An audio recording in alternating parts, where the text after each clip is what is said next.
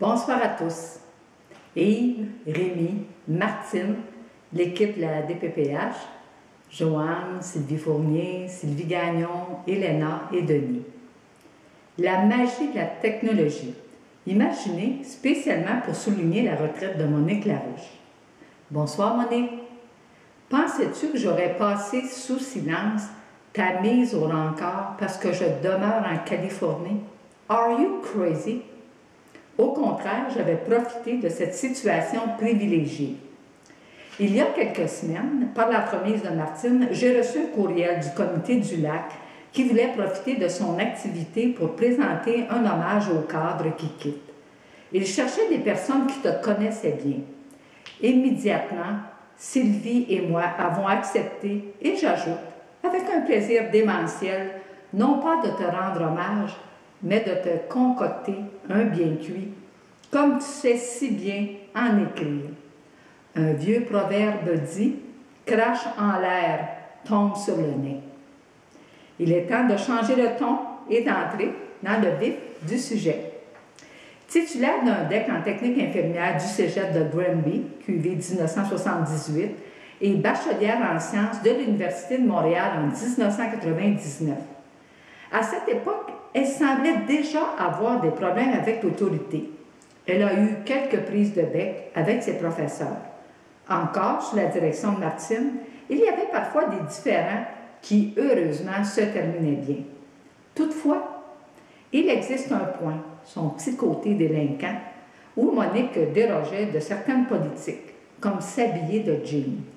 Elle le portait fièrement et avec une certaine lueur de défi dans les yeux. Permis d'infirmière en main, elle a été internée 3 ans au département de psychiatrie de Granby. Oups, a travaillé 3 ans, je m'excuse.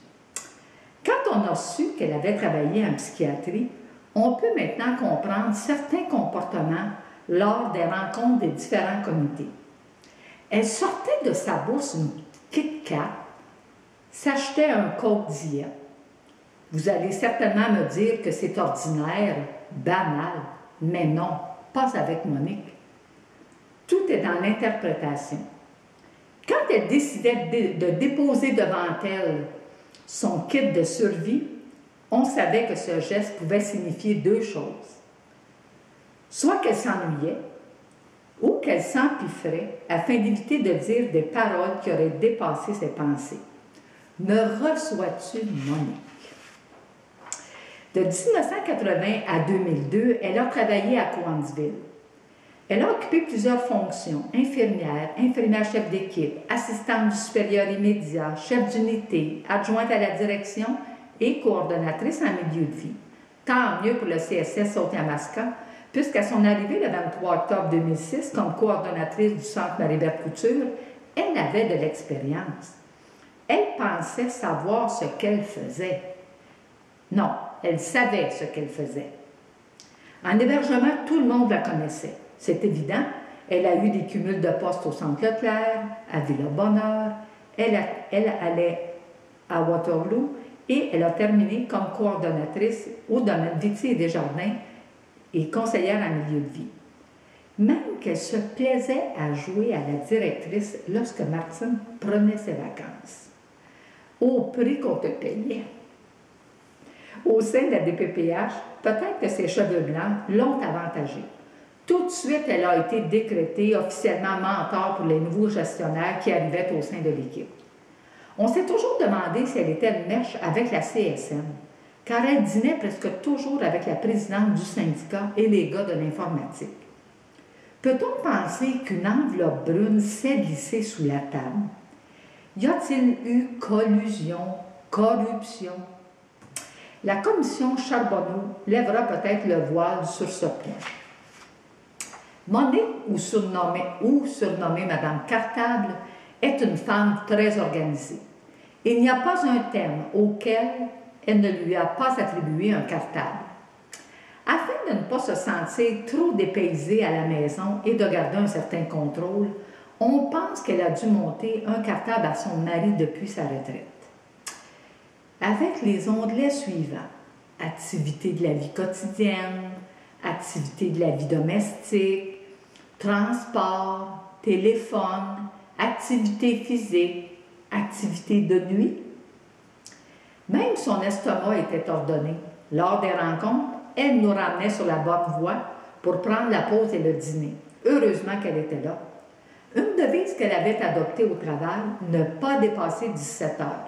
Elle consultait sa montre et informait qu'elle partait même si la réunion n'était pas terminée. On a écrit facilement son bien cuit, mais nous avons passé beaucoup de temps à le censurer. On n'est pas désinhibé comme elle.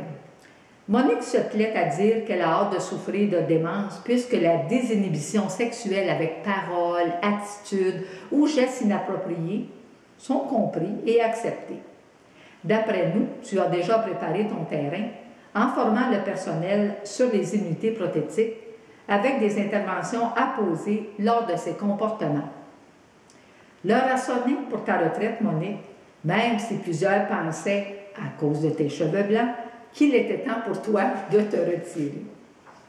En l'engageant comme cadre intermédiaire, le CSS Haute-Yamaska a trouvé une gestionnaire proactive, dynamique, esprit d'initiative, un sens pratique, ne pas s'enfarger dans les fleurs du tapis, une importante capacité de travail et sa grande force était d'adapter des interventions aux différentes clientèles comme les unités prothétiques, avec un cartable bien sûr.